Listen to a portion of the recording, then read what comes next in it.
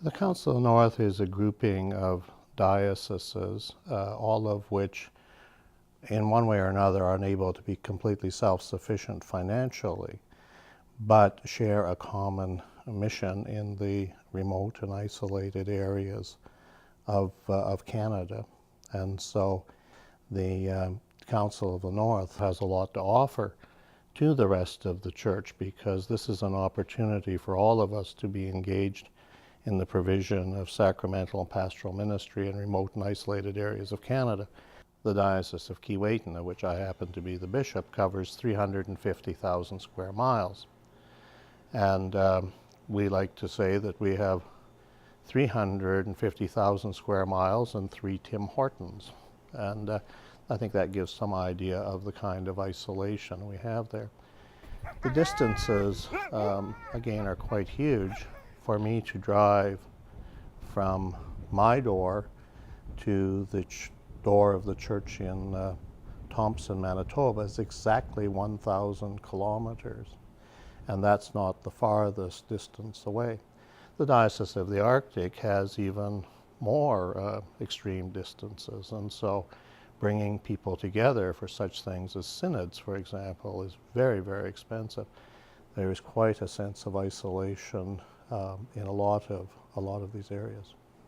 One of the things that we really do need to have within the next 10 years is the provision of that effective and adequately compensated a group of clergy, particularly Aboriginal clergy, to support the communities. That has to be our first goal. We have to move the non-stipendiary workers, not all of them, of course, but a suitable number of non-stipendiary workers into stipendiary positions so that we can build that base. That's our first goal.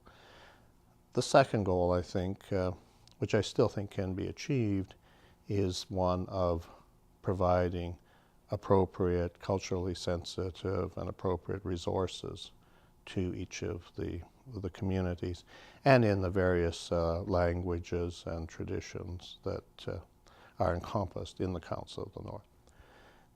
The third goal, which I think involves team building, as I said, between the Council of the North and ASIP and the wider church, is already well underway. And I think that while it's not completely achieved, it's come a long way in the last couple of years. We see our work as a ministry of the whole church, by the whole church. And so the message we would want to give to the rest of the church is, first of all, thank you. We're extremely grateful for the fact that you are walking with us and that you are supporting us so generously, not only with some financial resources, but also prayers. And that I believe that this work is a call from God. It's a way that we can all share together in something that is really, really important.